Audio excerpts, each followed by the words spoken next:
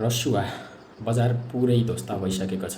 बिहान मात्रै भोटेकोसीमा आएको बाढीका कारण यो काली लाग्दो घटना घट्न पुगेको छ। त्यसमा चाहिँ सरकारको तर्फबाट हैन यो उद्धार टोली चाहिँ पुगिसकेको छ। त्यसमा चाहिँ बालेन्द्र शाहज्यूको प्रधानमन्त्रीको स्ट्याटस आएको छ। त्यसमा भनिएको छ उद्धार तथा राहत कार्यका लागि नेपाली सेना, सशस्त्र प्रहरी बल एपीएफ र नेपाल प्रहरी परिचालन गरिएको छ। अन्य जिल्लाहरूबाट पनि अतिरिक्त जनशक्ति प्रभावित क्षेत्रतर्फ मुभ भइसकेको छ। विपद व्यवस्थापन प्राधिकरण सक्रिय छ।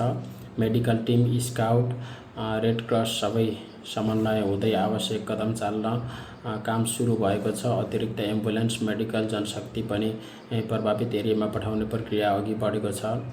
तल्लो तटीय क्षेत्रका बासिन्दाहरूलाई तत्काल सुरक्षित स्थानमा स्थानान्तरण गर्न सम्बन्धित सिडिओलाई निर्देशन दिएको छ। एसएमएस कल मार्फत सरकारी जानकारी गराउने सुरक्षित स्थानमा जान अलर्ट गरिएको छ। 4 सम्भावित उद्धार तथा राहत कार्यका लागि सबै हेलिकप्टरलाई प्रभावित क्षेत्रतर्फ पठाइएको छ।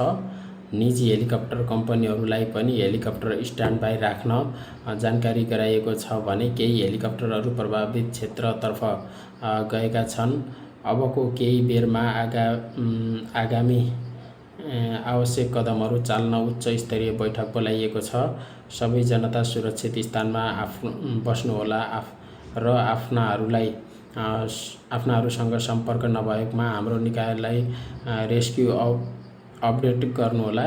1234/100/1111 नम्बरमा सम्पर्क गरी अन्य जानकारी र राहतबारे बुझ्न सक्नुहुनेछ भन्दै प्रधानमन्त्री बालेन्द्र शाहज्यूको चाहिँ स्ट्याटस आइसकेको छ हैन।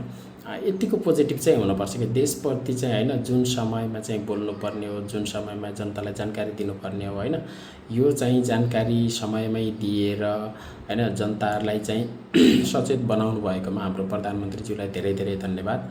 र राज्यको कुनै पनि निकाय बाँकी नराखेर हैन यो ठाउँमा चाहिँ अहिले खटाइएको छ, त्यसको लागि धेरै धेरै धन्यवाद दिन चाहन्छु बालन सरकारलाई।